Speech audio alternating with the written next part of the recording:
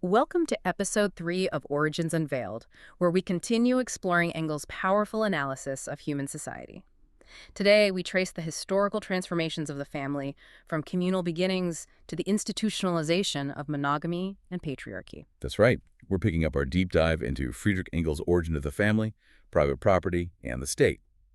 And yeah, the focus today is squarely on his attempt, largely building on Lewis Henry Morgan's work, to really dig down to the roots of the family structures we see around us. And their method, it wasn't just sitting in an armchair theorizing, was it? It feels much more like, detective work, sifting through these clues left behind in different cultures. Exactly. They used a comparative approach. So looking at various societies, especially indigenous cultures, like the Iroquois, the Hawaiians, and comparing their customs, their kinship systems. Okay. And the central idea, the real insight was this. The active parts of social life, like how families actually live day to day, well, that can change relatively quickly. But certain systems, especially how you name your relatives, your kinship terms, those are passive. They're incredibly sticky, They change much, much more slowly. So they act like these social fossils. Social fossils, I like that, like preserving evidence of ways people lived long ago that are just gone now. Precisely. That's the idea. So our mission today, really, is to follow this trail of fossils, using Engels' analysis as our guide. Right. Let's unpack this historical journey of the family, starting right at the beginning, according to Engels, and see how these different forms emerged and, well, replaced each other. Sounds good.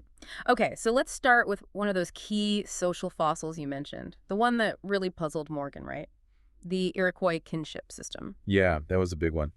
He found that an Iroquois man would call his brother's kids his own sons and daughters, and they'd call him father. Okay. Same thing for a woman and her sister's kids. She's mother to them. But his sister's children, they were nephews and nieces, and he was uncle. And flipped for the woman, her brother's kids were nephews and nieces to her. Exactly. And what's so striking, what made it a fossil, is how it completely contradicted the family structure the Iroquois actually had when Morgan was observing them. Which was pairing marriage. Right. Basically, one man, one woman living together. Paternity was generally known, or at least assumed. So this kinship system, calling your brother's kids your own, it made no logical sense for that reality. It was clearly a leftover. A relic pointing back to something different. And this wasn't just the Iroquois, right? This American system, as they called it, popped up all over indigenous America. It did. But it wasn't the only confusing one from our modern view. The Hawaiian system was, well, even more baffling. How so? Well, the Hawaiian system basically treated all children of brothers and sisters as common siblings to each other. Okay. And, get this, they were considered the common children not just of their direct parents, but of all their parents' brothers and sisters. No distinction.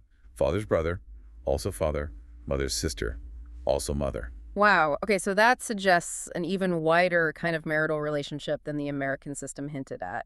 That's the inference. The American system points towards something like what existed in Hawaii. And the Hawaiian system, well, that points back to an even older form that must have existed before it. Where children really did have multiple fathers and multiple mothers within a group. That's the conclusion they drew. These kinship systems, preserved like fossils long after the family structure changed, were the strongest evidence against that traditional view that humans basically started with monogamy, maybe with a bit of polygamy thrown in. Right. It suggested the circle of partners used to be much, much wider. Definitely. Okay, so working backward from these fossils, where does Engels, following Morgan, actually start? What was that very first stage supposed to be like?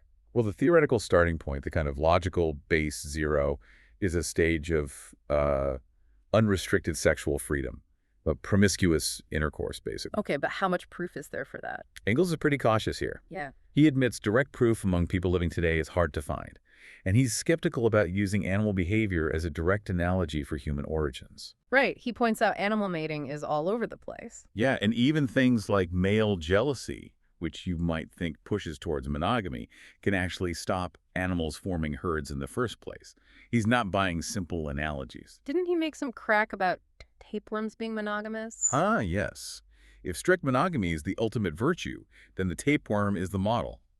His point was, whether it was totally unrestricted or just, much broader than we'd recognize, the evidence points towards some kind of communal group approach early on. And the first step out of that, the first restriction? Excluding parents and children from sexual relations within the group. This leads to what Morgan called the consanguine family. Consanguine, meaning related by blood. Right. So in this setup, marriage groups were separated by generation. Mm. All the grandparents were spouses to each other. All their children, the parents' generation, were spouses to each other, and so on. But within a generation, brothers and sisters were still considered spouses. Yes, that's the key feature, alongside the parent-child exclusion. It's a huge leap from our ideas, obviously. And this form is extinct. We only infer it. Extinct, yes. Inferred mostly from that Hawaiian kinship system, which reflects those generational marriage classes. But then came what Engels calls the second advance. And he thinks this one is infinitely more important. Which is? Excluding siblings from marriage. First your own siblings, then gradually extending it to collateral siblings, cousins. Okay, that feels like a massive step towards what we think of as incest taboos. It is.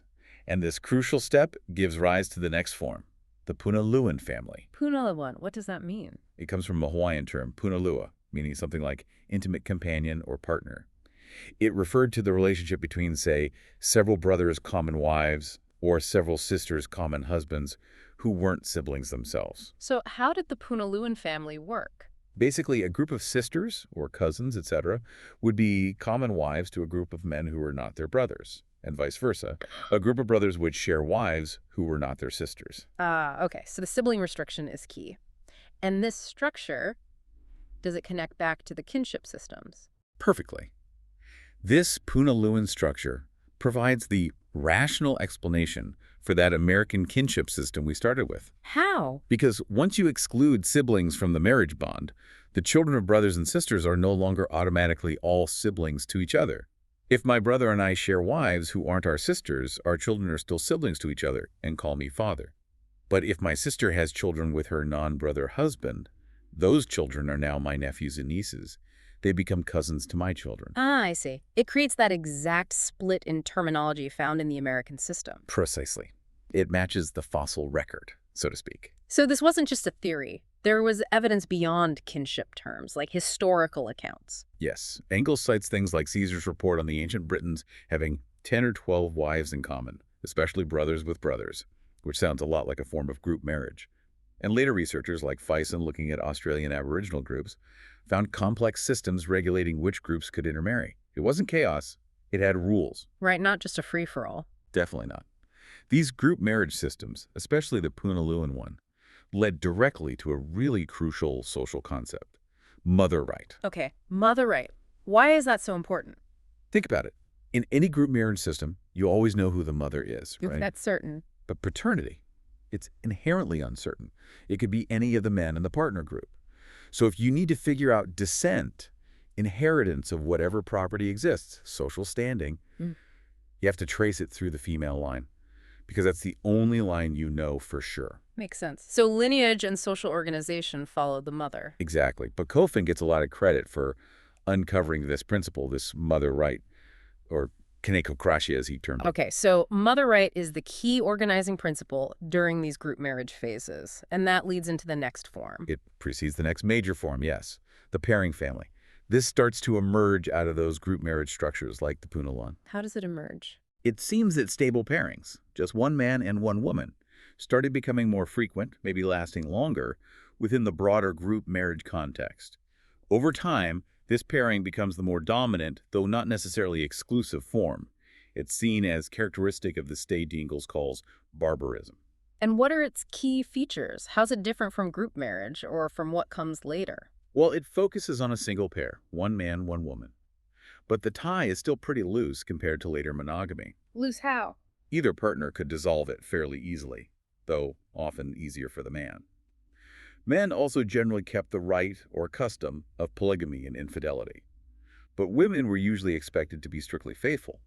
Adultery for women was often punished harshly. And crucially, the children. The children belonged to the mother. Followed her line, stayed with her if the pairing broke up. That's the mother right legacy still operating. And this is the kind of family seen among groups like the Iroquois when Morgan studied them? Exactly. They're the prime example he gives for the lower stage of barbarism. Morgan also felt this stage showed natural selection still at work, favoring tribes that kept tightening restrictions on inbreeding, pushing towards narrower marriage circles. But importantly, this pairing family didn't automatically mean the end of communal living, right? You mentioned the Iroquois longhouse. Not at all. That's a key point. The communistic household, inherited from earlier times, often continued right alongside the pairing relationship. The Iroquois longhouse is the classic example. Several related women from the same clan, their kids, all living together. Their husbands came from different clans and were, in a sense, visitors. And this communal structure based on mother right actually gave women power. Significant influence and authority, yes. Yeah. It really challenges that old assumption that women in these societies were just drudges. How so? Well, Engels quotes a missionary, Asher Wright, who lived among the Iroquois for years. Wright described the women as effectively ruling the house. They controlled the communal food stores, a huge source of power. They had a decisive voice in councils. And they even held the authority to knock off the horns of a chief. Meaning they could depose him. Exactly, kick him out. Their essential role in providing food and managing the household, which was the center of the economy then, gave them real standing. They weren't secluded ladies in the European sense, but they commanded respect. Okay, so mother right and the communal household underpin women's status. What changed that? What led to the decline of mother right? Economics. A really fundamental economic shift. The big catalyst was the development of new ways to produce wealth, especially domesticating animals and breeding large herds, cattle, sheep, goats, horses. The emergence of significant storable wealth surplus. Fundamentally.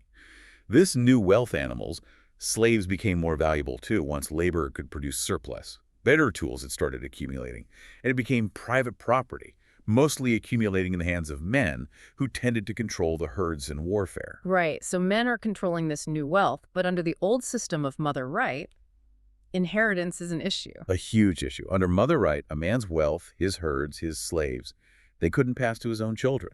Why?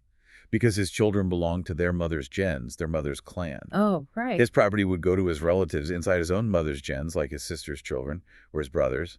His own kids, the ones he knew were his in the pairing family, were essentially cut out, disinherited. That creates a massive tension, doesn't it? The people building the wealth can't pass it to their own offspring under the existing rules. A direct conflict. You had this new economic reality clashing head-on with the ancient social structure inherited from group marriage. And this conflict, Engels argues, created an immense pressure, a powerful motive for men to overturn that traditional order of mother right inheritance.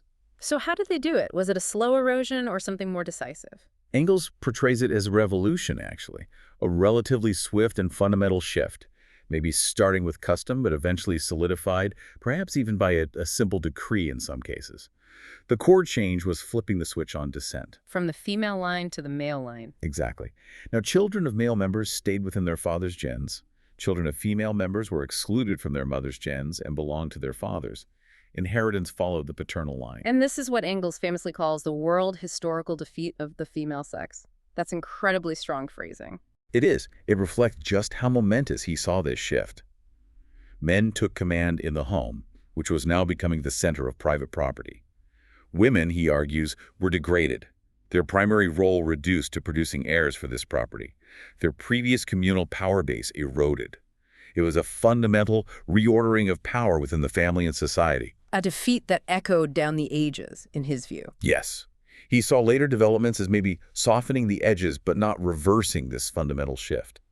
Traces of this overthrow, he believed, could be found in ancient myths and customs collected by people like Bachofen. And this overthrow, this shift to father right, is what allows the next family forms to emerge. It's the absolute precondition. It clears the way. And arising from this as a kind of intermediate stage, we get the patriarchal family. Patriarchal, so rule of the father. Pretty much. Its defining feature is the organization of a whole household wife, children, crucially unfree persons, slaves under the absolute authority of the male head, the patria potestas. And the purpose. Holding and managing property land, herds, slaves. Polygamy was often a feature, usually a privilege for the head of the household. And the prime example here is the Roman familia. Yes. But it's vital to remember what familia originally meant. Not the cozy nuclear family. Originally, it meant the total number of slaves belonging to one man. Wow. Later, it expanded to include the wife and children, all under the patriarch's power, literally power of life and death in early Rome. Marx noted this Roman filia contained the seeds of slavery, serfdom, all the class contradictions of society, right there in miniature. Were there similar forms elsewhere? Engels points to large household communities found in other places, the South Slavza Druga, Russian Obshchina, others in India, Germany, as potentially transitional forms between the older mother right communes and the later single family based on private property. Not always identical to the Roman model, but showing that pattern of a large group organized under male authority for economic purposes. Okay, which brings us finally to the monogamous family, the one most familiar, in name at least. Right. This form develops out of the pairing family, but it's really consolidated on the foundation of father right and private property. Its decisive victory, Engels argues, marks the beginning of civilization. And its basis is fundamentally different again. Absolutely. It's built explicitly on the supremacy of the man. Its express purpose, above all else, is to produce children of undisputed paternity. Why undisputed? So they can inherit the father's property. That's the economic driver. The marriage tie becomes much stronger, often indissoluble or dissolvable only by the man. And the double standard continues. Very much so. Men generally retain the social permission, if not the right, for infidelity, heterism. But for women, strict fidelity is demanded and adultery is severely punished. We see this starkly in ancient Greece, right? Yeah. Athens. Yeah, classical Athens is a prime example Engels uses. Women were often confined to women's quarters, guarded, their lives focused entirely on managing the household and producing legitimate heirs. Men sought intellectual companionship, social life, everything important outside the home, often with heteri who were prostitutes, but often educated and culturally significant ones. A real separation of spheres. Totally. Spartan women were a bit freer, their society being more archaic, closer to the pairing stage perhaps, but Athenian women. Engels paints a picture of significant degradation compared to the status women held under mother right. And Rome, a bit different. A bit freer, yes. Women had more social presence, more respect than in Athens, and divorce was possible for either partner. But the husband's power, the patria potesta's legacy, was still immense. You mentioned the Germans earlier as having a softening influence. Engels suggests their customs, being closer to the pairing family stage when they encountered the Romans with greater respect for women, women having some public influence, mother right, only recently overthrown, helped moderate the extreme male supremacy found in classical monogamy as it evolved in Europe. So to be crystal clear on Engels' view, this early monogamy, the kind that ushered in civilization, it had basically nothing to do with love or affection. Nothing at all, according to him. It was purely an economic institution, a consequence of private property winning out over communal living, driven by the need for guaranteed heirs. He goes so far as to call it the origin of class struggle within the family, the first-class opposition between man and woman, the first-class oppression. Wow, okay. So that older sexual freedom, the stuff from group marriage times, it didn't just evaporate. No, it just transformed. Yeah. It morphed into new forms existing alongside monogamy, in tension with it. Namely? Heterism, that's the general term for sexual relations outside marriage, primarily for men, and its most focused commercialized form, prostitution. How does prostitution fit into this historical picture? Where does it come from? Engels sees its roots partly in survivals, from group marriage customs, maybe religious rituals involving sex, or periods of premarital freedom for women that existed in some cultures. But with the rise of private property, civilization, and eventually wage labor, this transforms. You get professional prostitution-free women selling sex existing alongside the forced sexual servitude of enslaved women. So prostitution becomes this kind of shadow institution born from the contradictions of the new system. Exactly. It's the flip side of the coin. You have monogamy demanded of the woman, while heterism, including prostitution, is available to the man. It's this built-in hypocrisy tolerated for men, condemned for women, which serves to reinforce male dominance. And this inherent contradiction, this tension within monogamy itself, what does it inevitably lead to? Adultery. It's unavoidable, Engels argues. The neglected wife, the cuckolded husband, these become, in his rather stark terms, unavoidable social institutions generated by the system itself. Even the law, like the Code Napoleon, had to step in and basically decree the child conceived during marriage has the husband for its father, just to impose some kind of order on the reality. Okay, so let's jump forward to modern times, to bourgeois society. Does marriage fundamentally change then? Not in its core economic function, according to Engels. He argues that marriage in bourgeois society, the society of private property par excellence, remains primarily a marriage of convenience. It's dictated by class position, by property interests, by consolidating wealth. Even if it looks like people have free choice. Well, he contrasts Catholic countries, where arranged marriages were common and often led to widespread heterism and adultery as an outlet, with Protestant countries. There, you might have more freedom of choice, but it's usually within your own social class. Love might play a role sometimes, but often, he suggests, it settles into a kind of leaden boredom, what people call domestic bliss.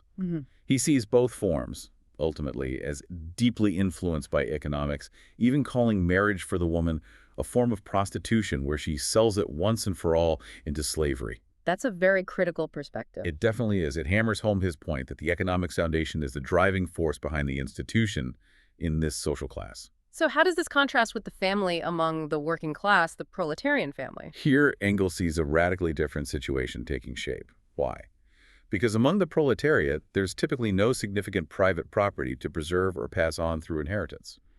So the economic basis for that specific form of monogamy, the one built on property and male supremacy, is largely absent. Exactly. That foundation just isn't there in the same way. Plus, modern industry pulls women into the workforce, makes them wage earners alongside men. This gives them a measure of economic independence they didn't have before. So without that economic lever for male dominance. Male supremacy loses its systemic force. Now, Engels isn't naive. He knows male brutality and old habits can persist. But the economic necessity for female subjugation, for strict female fidelity tied to inheritance, disappears. And in this space, he argues, actual sex love, mutual affection, can become the real basis for the relationship. Economic calculation is pushed out of the core dynamic. What about things like heterism and adultery among the working class? Engels thinks they play a vanishing part. The conditions breeding them in bourgeois society, the property basis, the arranged or convenience marriages, the stark double standard, they're largely absent. Divorce is also often simpler, less tangled in property disputes. If a couple can't get on, separation is a more straightforward option. So, proletarian marriage might look monogamous, one man, one woman, but its internal logic, its reason for being, is different from the historical property-based form. Precisely. Monogamous in the etymological sense, he says, meaning one-on-one, but not at all in its historical sense, meaning not driven by property and male economic power. The form might resemble, but the substance, the social relations underpinning it, are different. Now, some people argue, especially jurists, that legal equality fixes everything. Give women the vote, equal rights in marriage contracts, freedom to choose, problem solved. But Engels doesn't buy that legal equality is enough on its own, does he? Not without economic equality to back it up. He makes an analogy with the labor contract under capitalism. Legally, the worker and the capitalist are equal parties signing a free contract. But we know the economic reality means one party has vastly more power. Similarly, legal equality in marriage is a good thing, an effect of progress. But it doesn't erase the underlying economic pressures that still influence choices, parental control over inheritance, the sheer economic necessity that might push someone into a marriage. And he links this back to women's work. How in the old communal households, women's domestic labor was public, social, necessary work. Exactly. It was recognized as vital public industry. But the rise of the private single family turned that into private service within the home, invisible, unpaid, and it excluded women from social production, from earning their own way. Until modern industry brought working-class women back into public production, but that created its own problem. Right, a real catch-22. If a woman works outside the home, she's often seen as neglecting family duties. If she stays home to perform those duties, she's economically dependent and cut off from public life and earnings. So for genuine social equality between the sexes, Engels concludes, what's needed? He argues it requires bringing women fully into public industry. And that ultimately requires the abolition of the single monogamous family as the fundamental economic unit of society. Its role as the primary holder and transmitter of private property needs to end. That's a radical conclusion. So looking back over the whole sweep group marriage and savagery, pairing marriage and barbarism, monogamy and civilization, with its shadows of adultery and prostitution, he sees a trend. He sees a historical trend where, ironically, progress towards civilization and monogamy has meant an increasing loss of sexual freedom, specifically for women. Men, through heterism, have effectively retained aspects of the old group marriage freedoms. Which leads to the big question about the future. If a social revolution happens, if capitalism and private property are abolished, if the means of production become social property, what happens to the family then? Does monogamy just disappear? That's the question he poses, and his answer is fascinatingly nuanced. He doesn't say yes, it just vanishes. Instead, he suggests monogamy might finally be realized completely. Realized completely. How? For whom? Primarily for men. His reasoning is this. If the economic basis for prostitution disappears, if women are no longer economically forced into selling themselves, whether through marriage or on the street, then prostitution itself will wither away. Okay. And since he sees monogamy and prostitution as these inseparable contradictions, two poles of the same system under civilization, if one pole, prostitution, disappears, the other, monogamy, must fundamentally change. Without the outlet of heterism and prostitution, men might actually become truly monogamous. Interesting. And what about women's lives? If private housekeeping becomes social industry, if childcare becomes a public affair? Then the huge economic pressures and anxieties surrounding relationships, marriage, and children, the anxiety about the consequences, as he puts it, would be largely removed. Women would have far greater freedom. So if all those economic factors, inheritance, dependency, childcare burdens are taken out of the equation, what's left as the basis for forming a bond? This is where he brings in that new element, individual sex love. He argues this kind of intense, reciprocal, personal love, the kind we idealize today, was largely not the basis for marriage in most of history. Right, those were marriages of convenience, economics, politics. Exactly. Sex love existed, sure, but often outside the formal marriage structure. Think medieval chivalrous love, often adulterous. The idea that marriage should be based solely on mutual inclination, on love, is relatively modern and has always been in conflict with property interests. So Engels predicts that in a future communist society, free from those property constraints, Relationships will be founded only on mutual affection, on sex love. And because he believes individual sex love is, by its nature, exclusive, especially for women, he suggests the result will likely be individual marriage. Monogamy, but a transformed monogamy. a monogamy freely chosen based on love, not economics, and women, being economically free, would likely ensure men stick to it. That's his prediction. He thinks women, once free, are more likely to demand true monogamy from men than to opt for polyandry themselves. And what absolutely would disappear from this future form of monogamy? Two key things, he says. First, male supremacy, because its economic foundation, man as primary earner and property owner, would be gone. Second, indissolubility. If the marriage is based on love and love fades, there's no longer any economic or property-based reason to force people to stay together. Separation becomes the rational, humane option.